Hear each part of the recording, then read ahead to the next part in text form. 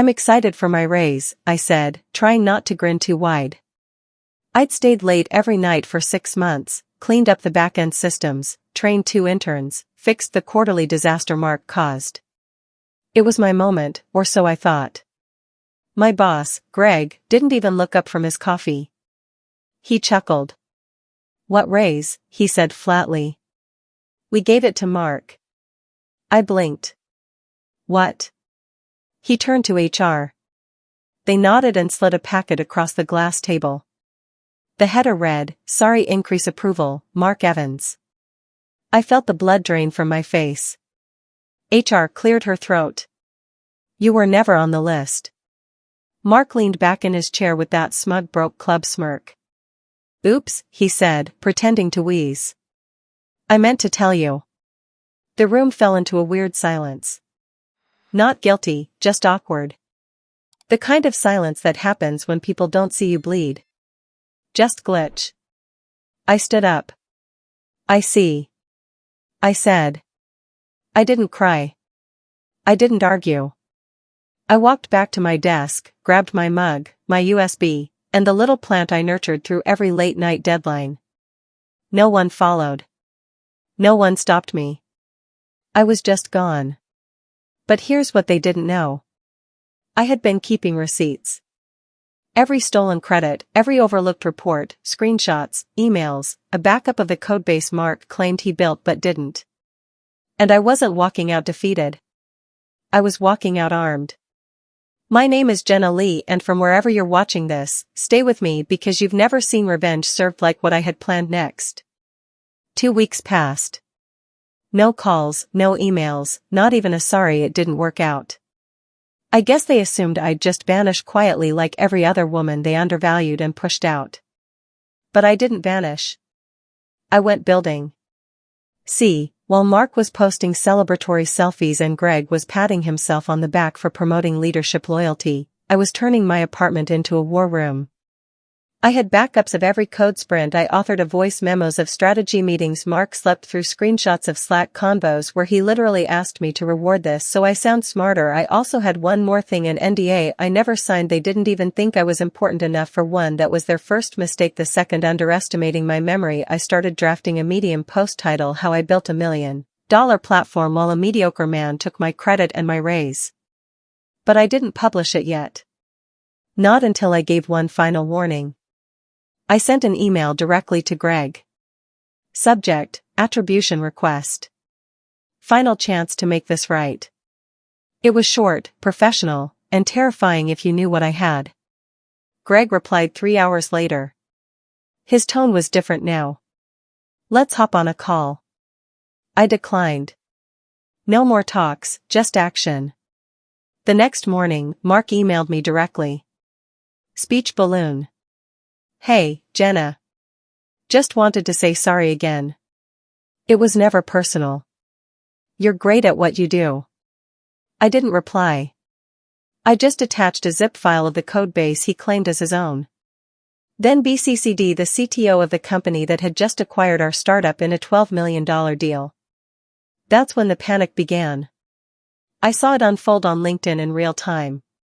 Mark's promotion post disappeared. Greg's brag about nurturing internal talent was quietly deleted. Then came the whispers. Then came the audit. And I hadn't even dropped the real bomb yet. It was a Tuesday when the ripple turned into a wave. I wasn't even watching when it happened. Someone sent me the screenshot. Subject line leaked. Urgent. Internal IP review. Attribution discrepancy.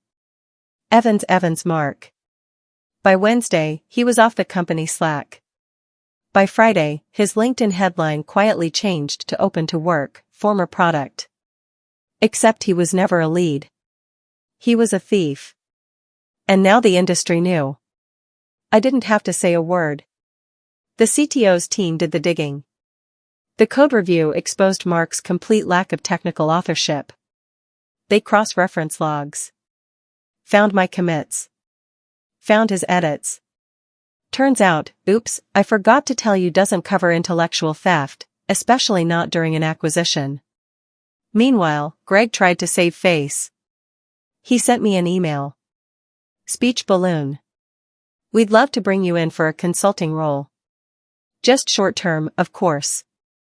Happy to discuss compensation. I laughed out loud. He wanted the fire after trying to snuff it out. So, I replied, speech balloon, Greg. I wouldn't return to that building if it were on fire, and you asked me to blow on the flames. Then I hit publish. My Medium post dropped at 10:17 a.m. It took 7 minutes to go viral. By noon, it was trending on Twitter. Headlines started to appear. She did the work. He got the raise. She got the last word. Startup queen quietly topples tech bro empire. I got interview requests from TechCrunch, Fast Company, The Verge. People shared their stories in the comments.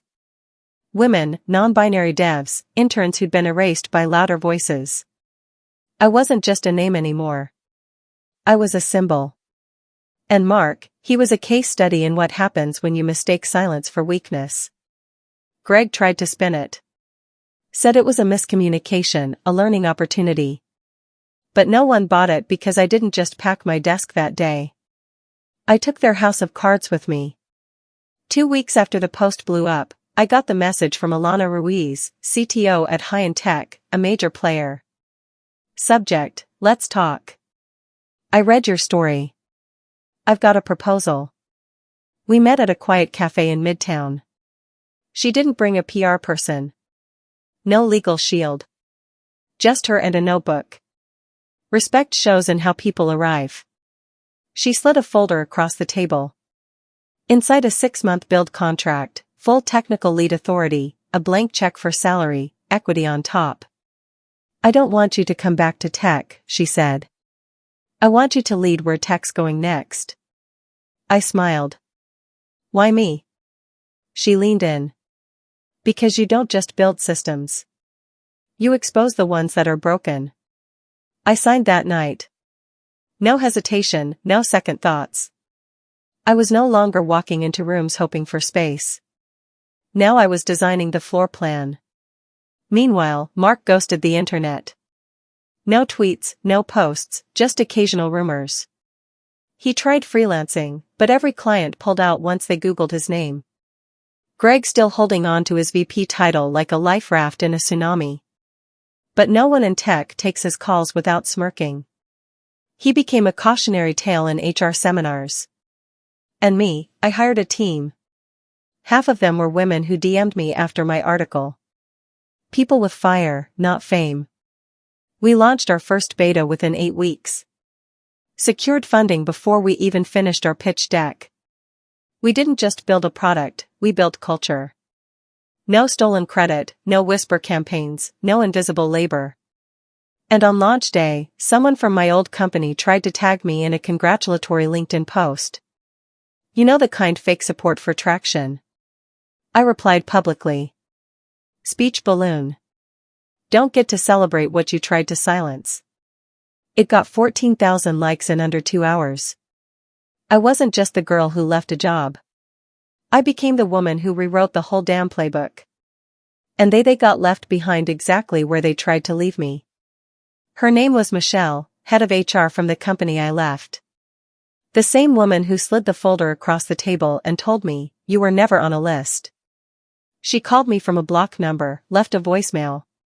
Hi, Jenna. I know things didn't end smoothly, but we'd like to talk.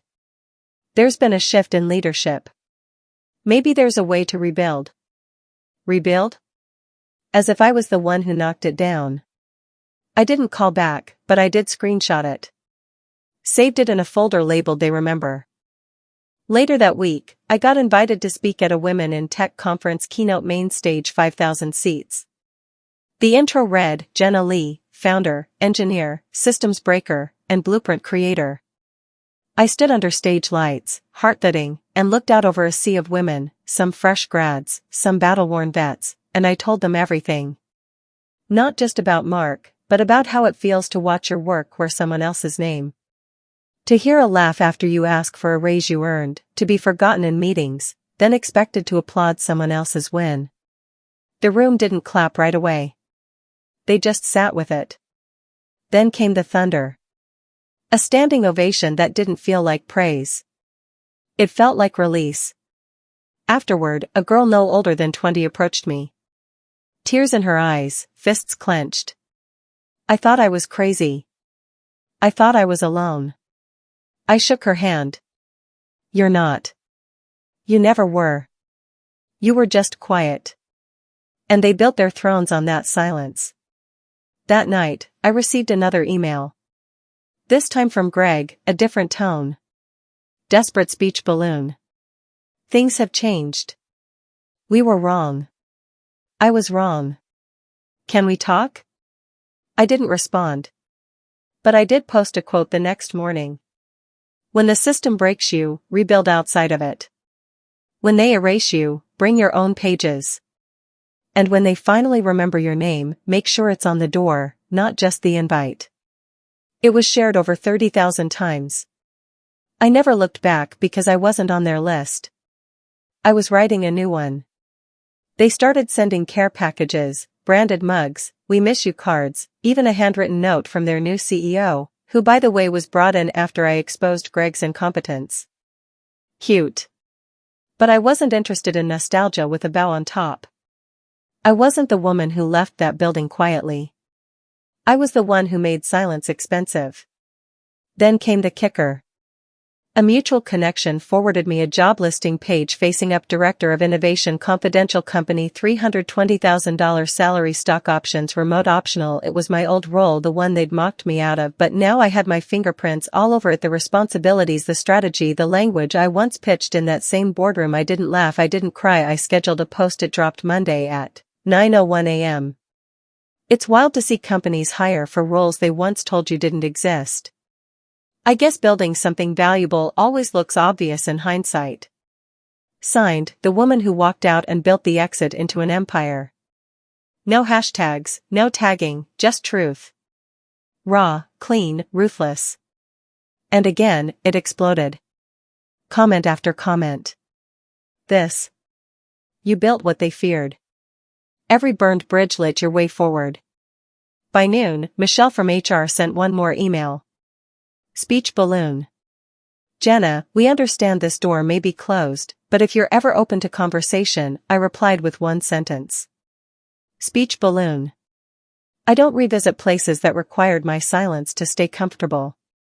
Blocked. Deleted. That was the last I ever heard from them, because I didn't just walk away from the building. I condemned it and what I built in its place. They'll never be able to replicate, because it wasn't just a job. It was mine. I stood across the street from their new office. Shiny, sterile, rebranded, different logo. Same rod underneath. It wasn't nostalgia. It was reconnaissance. Because while they were busy scrubbing their history, I was busy acquiring part of their future. You see, through Hyan's funding arm, I bought a quiet majority share in one of their core vendors, the one that powers their back-end infrastructure. No one knew. Not until the contract came up for a renegotiation. And I walked in, not with a badge, with a board seat. Greg wasn't there anymore. Neither was Mark. But Michelle, she recognized me the moment I stepped through the frosted glass doors. Her eyes widened. She stood up. Jenna, we didn't realize that I own this room now. I smiled. That makes two of us. The meeting was quick. They wanted discounted rates, preferred support, long-term security. I offered none, just new terms, strict, expensive, non-negotiable. And when Michelle hesitated, I leaned in. I suggest you sign before someone who remembers less than I do walks in. Next quarter. She did. Hands trembling. No eye contact. I left without shaking a single hand. Back in my car, I looked at the skyline. A city of towers built by people no one remembers. Funded by people no one respected. And run now by me. That night, I hosted a dinner for my new dev team. We toasted with plastic cups. Laughed until our ribs hurt. No suits, no hierarchy, no stolen ideas, just builders. Free and seen. As I cleared the table, my phone buzzed. A message from an unknown number. Speech balloon. You won, Jenna. Hope it was worth it. I didn't respond. I just whispered to myself. It wasn't about winning. It was about owning the ground they thought I should crawl on. 3 months later, I was the keynote speaker at a national tech summit main stage. LED walls the size of billboards. Thousands in the audience. And guess who was listed as a panelist on the second stage? Michelle.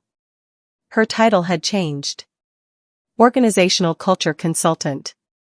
Cute pivot. No mention of where she'd come from. Backstage.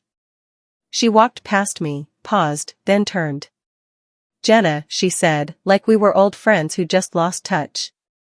Your work, it's incredible. Really? What you've built is. I cut her off. Spell my last name. She blinked. What? My last name? Say it. Spell it. She hesitated. Lay. I shook my head. It's Leg. You approved paperwork with it misspelled 3 times. And when I corrected it, you laughed and said, details aren't everything. Her face went pale. I smiled. They are now. I stepped onto the stage and stood under lights that didn't burn. They revealed. I opened with this. A year ago, I packed my desk thinking I lost everything. Today I signed the checks for the company that powers the very tools I used to be denied access to. Applause. But I didn't pause for it. I'm not here because I'm lucky. I'm here because I stopped asking permission. I saw her in the crowd, head low, hands folded, and suddenly I wasn't angry anymore because the girl who once said, I'm excited for my raise, had become the woman who didn't need one. She created the table, wrote the contracts, signed her own damn checks. I ended with this to every woman who has ever left off the list. Don't just fight for your seat. Own the building. And when I stepped off that stage, I didn't look for applause. I didn't need validation because the silence that once dismissed me now followed them.